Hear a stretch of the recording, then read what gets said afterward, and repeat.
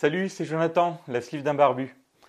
Aujourd'hui, je vais essayer de vous raconter pourquoi j'ai fait la sleeve.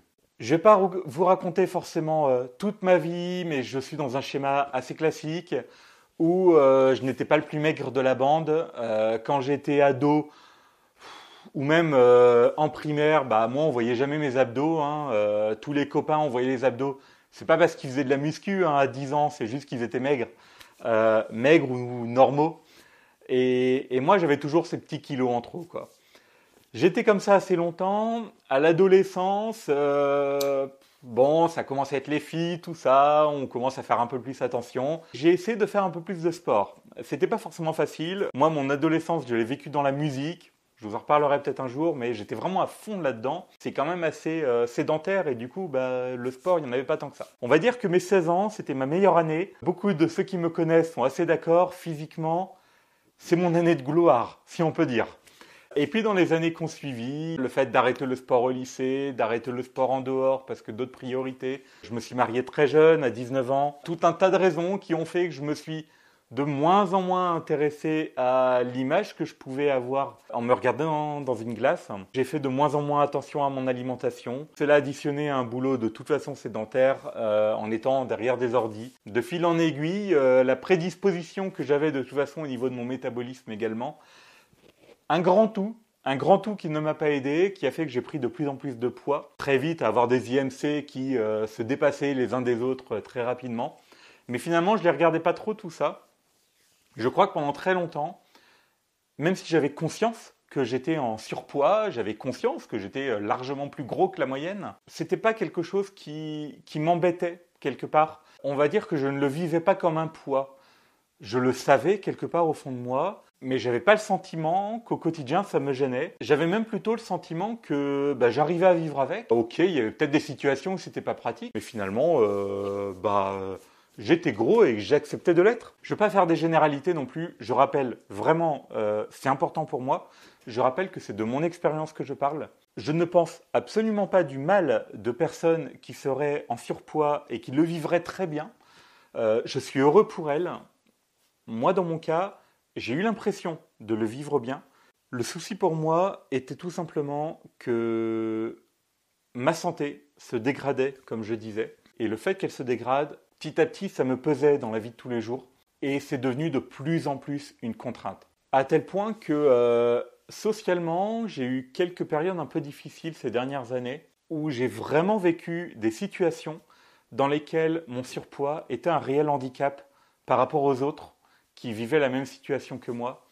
Non, justement, qui la vivaient pas comme moi, la situation. Et ça a commencé déjà à faire un cheminement dans ma tête qui a commencé à être un petit peu dur. J'ai développé dans cette période des espèces de phobies sociales. Je vais pas m'étendre sur le sujet, c'est, j'ai envie de dire, encore une autre partie de ma vie, mais c'était quelque chose de compliqué à vivre parce que le fait de développer ces phobies sociales ont fait que je me suis enfermé sur moi-même complètement. C'est tombé sur des périodes où, au boulot, il y a eu des choses compliquées également. Et tout simplement, ce tout a fait que je me suis vraiment enfermé sur moi-même. Le problème, c'est que de m'être enfermé sur moi-même, j'ai encore moins bougé, j'ai encore vu moins de monde, je me suis complètement replié dans des routines à la maison. Et ce tout a fait que j'allais de moins en moins bien au niveau de ma santé. Comme j'en parlais dans une vidéo récemment, je fais de l'apnée du sommeil. Et il se trouve qu'en fait, il y a 1 an et quelques mois, ma machine en fait a commencé à mal fonctionner. C'est quelque chose qui s'est fait de façon très vicieuse, j'ai envie de dire. Ça s'est fait dans le temps, petit à petit. Et on a mis un bon moment avant de comprendre ce qui se passait. En fait, ce qui s'est passé tout simplement, c'est que j'ai commencé à avoir mal au crâne de plus en plus souvent. Sachant que moi, dans mon cas, quand j'ai commencé à faire de l'apnée du sommeil il y a 7-8 ans, les maux de tête étaient vraiment l'indicateur clé. Ils ont été solutionnés dès que j'ai mis en place la machine d'apnée du sommeil. Forcément, j'en ai parlé aux techniciens, parlé aux pneumologues. Et le problème, c'est qu'ils regardaient les constantes. Et avec l'apnée du sommeil, il faut savoir que la constante principale qu'ils regardaient après les apnées que vous faites, c'est en fait le taux d'oxygène que vous avez dans le sang. Mon taux d'oxygène était bon. Il n'était peut-être pas forcément parfait, mais il était bon.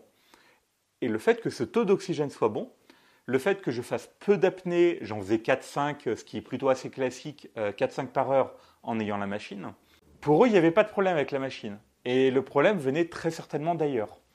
Du coup, on a mis des semaines, voire des mois avant de vraiment cerner ce qui se passait. Et le problème, c'est que moi, j'avais de plus en plus mal au crâne et au bout d'un moment, ça commençait à être tous les jours. Et quand vous avez mal au crâne tous les jours jusqu'à 10h, 11h, midi, ça commence à être dur à vivre, ça commence à être dur de bouger, ça commence à être dur de se concentrer sur quelque chose. En plus, j'ai un travail qui est quand même très intellect parce que je ne bouge pas, hein, je suis sur un clavier, c'est mon cerveau qui travaille. J'ai relancé plusieurs fois mon pneumologue en disant c'est quand même bizarre, ces maux de tête, ça a l'air d'être lié quand même à la fatigue, une grande fatigue qui était de plus en plus ressentie. Finalement, je commençais à avoir tous les symptômes de l'apnée du sommeil, sauf que mes constantes d'apnée du sommeil étaient bonnes. On a fait du coup ce qu'on appelle une capnographie, c'est-à-dire qu'en fait, c'est un relevé des gaz du sang. C'est quelque chose que moi j'ai fait à la maison. Ils ont amené une machine un petit peu impressionnante avec plusieurs écrans, plein de capteurs. On m'a branché tout ça et j'ai fait une nuit comme ça. Le lendemain, quelqu'un est venu récupérer la machine, faire tous les relevés avec son ordinateur. Et là, le problème est apparu. La façon dont fonctionnait la machine, elle avait un genre de petit défaut. Je ne suis pas sûr d'avoir bien compris comment ça se passe, mais en gros, elle avait un espèce de petit défaut qui faisait que sur tout ce qui était oxygène, ça se passait très bien. Mais par contre, je refoulais mal, en fait, le CO2. Et donc, du coup, à la fin de la nuit, j'emmagasinais de plus en plus de CO2 dans mon corps.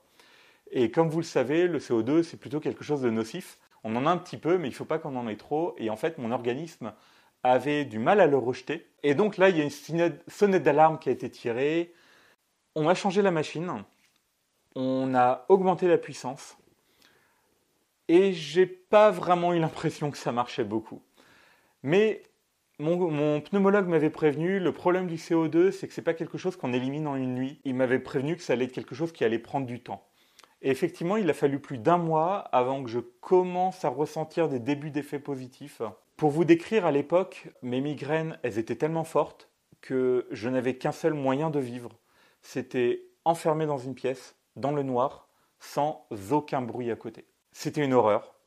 Quand je dis le noir, c'est le noir. Un rayon du soleil me tuait les yeux. J'avais l'impression d'être brûlé dans le cerveau si je voyais la lumière du soleil. Ça a été une période vraiment compliquée, ça a été très dur à vivre pour moi. Je n'ose imaginer comment ça a été pour mon entourage. J'étais d'une irritabilité, vous avez pas idée. Le peu qu'ils me voyaient pendant les repas, je devais ressembler à un vampire, je voyais plus le soleil de toute façon, et j'étais totalement irritable. Ça a été une période qui a été vraiment très très compliquée. Ces semaines-là, la seule chose qui m'a accroché à la vie, c'est parce que j'avais une femme et des enfants, que je les aime, je sais qu'ils m'aiment, et que ça fait super longtemps et qu'on est très bien ensemble, et j'avais envie de continuer à vivre des choses avec eux. Vraiment, dans ces jours-ci, j'ai eu des pensées extrêmement noires. Je suis assez convaincu au fond de moi que si je n'avais pas été entouré d'amour, j'aurais tenté de mettre fin à mes jours. C'est dur à dire, mais j'en suis convaincu. Heureusement, ça n'a pas été le cas. Je ne suis même pas allé jusque-là. Et je vous demande un instant. Heureusement, j'en suis pas arrivé là. Et je vous assure, hein, j'ai jamais tenté de mettre fin à mes jours. Mais vraiment, j'y ai beaucoup pensé et c'est quelque chose qui m'a beaucoup miné dans ces périodes-là. J'ai mis plus de 3 mois avant de commencer à vraiment supprimer ces maux de tête et commencer à vraiment aller mieux. Ça a été long, ça a été un très long combat et j'ai fait plusieurs capnographies histoire de voir ces petites améliorations du CO2, le voir enfin commencer à baisser. Parce que lorsque j'ai fait la deuxième, un mois après, on n'avait quasiment pas vu la progression. Donc on n'était même pas sûr que c'était encore la bonne raison qui faisait que j'avais ces problèmes de CO2 dans le sang. Et c'est compliqué parce que finalement, c'est très très long. Je veux dire, 2 ou 3 mois à vivre cette situation qui était presque un enfer, c'est très très long. Quand j'ai commencé à bien sortir de tout ça, on était arrivé aux alentours de Noël, donc Noël 2016. Je commence à en sortir. Les premières semaines de janvier 2017, je commençais vraiment enfin à rebouger un petit peu. Mais c'est dans ces périodes-là où j'en parle des fois en vidéo, où j'étais essoufflé juste en faisant 4 pas dans ma maison. Et sorti de tout ça, après 3 mois d'une galère assez conséquente, j'ai été voir mon médecin traitant. Je lui ai dit, écoutez, voilà ce que je viens de vivre là, il est au courant et il faut que j'en sorte, quoi. Il faut que j'en sorte, je veux plus jamais revivre ça. Alors, c'était pas forcément évident parce que ça fait très longtemps qu'on se voyait pour mes problèmes de poids et toutes les conséquences. Et finalement, il m'a dit, écoutez, le poids, c'est peut-être lié, on ne sait jamais, à des problèmes de glandes, d'hormones, ce genre de choses. On entend toujours ça, enfin souvent ça, et on espère quelque part, parce qu'avoir un problème d'hormones, c'est se dire qu'en fait la solution, ça va être contrer le problème et puis on va avancer. J'y croyais pas trop, mais je me suis dit, ok, autant faire un bilan hormonal, voir un endocrinologue, et on va voir ce que ça donne. Quand j'ai vu l'endocrinologue, elle est ultra sceptique. Elle m'a clairement fait comprendre qu'il ne fallait pas que je mette trop d'espoir dans le bilan sanguin, parce que c'était finalement assez rare que des problèmes de surpoids soient vraiment directement liés à des problèmes hormonaux ou glandes ou ce genre de choses. La chimie du sang, en fait. Ce que je ne savais pas, en fait, c'est qu'en fait, cet endocrinologue était déjà assez intégré dans une équipe de chirurgie bariatrique. Et du coup, elle m'a clairement posé la question. Elle m'a dit, mais en fait, qu'est-ce que vous voulez? Vous voulez perdre du poids ou vous voulez que je vous fasse une prise de sang et qu'on en discute? Je me rappelle très bien que je lui ai dit, ce que je veux, c'est pas perdre du poids. Ce que je veux, c'est ne plus vivre ce que je viens de vivre. Et si la solution pour ne plus vivre ça, c'est de perdre du poids, eh bien c'est parti. C'est parti et je ferai ce qu'il faut. Et là, j'ai une force qui est vraiment arrivée, qui a commencé à arriver et à s'amplifier semaine après semaine. J'ai d'abord eu donc cette réunion d'information, c'est comme ça que ça marche à la clinique Jules Verne à Nantes. C'est donc une grosse réunion d'information, je dis grosse parce qu'on est peut-être 20, 30, 40 personnes qui sont là. Et puis on a donc différents intervenants, chirurgiens, diététiciens, psychologues, qui sont là pour nous parler de toutes les chirurgies bariatriques qui existent. Et en fait, c'est une première réunion obligatoire. Sans cette réunion, on ne peut pas accéder à un rendez-vous avec le chirurgien. Donc du coup, j'ai fait ça. S'en est suivi tout le parcours. Je ferai une vidéo où je détaillerai tout ça plus en détail. L'année 2017 a été une année où je suis allé de plus en plus de l'avant. J'ai avancé, j'ai réussi à perdre du poids déjà par le rééquilibrage alimentaire. J'ai retrouvé du souffle, j'ai recommencé à réussir à marcher, j'ai recommencé à réussir à bricoler.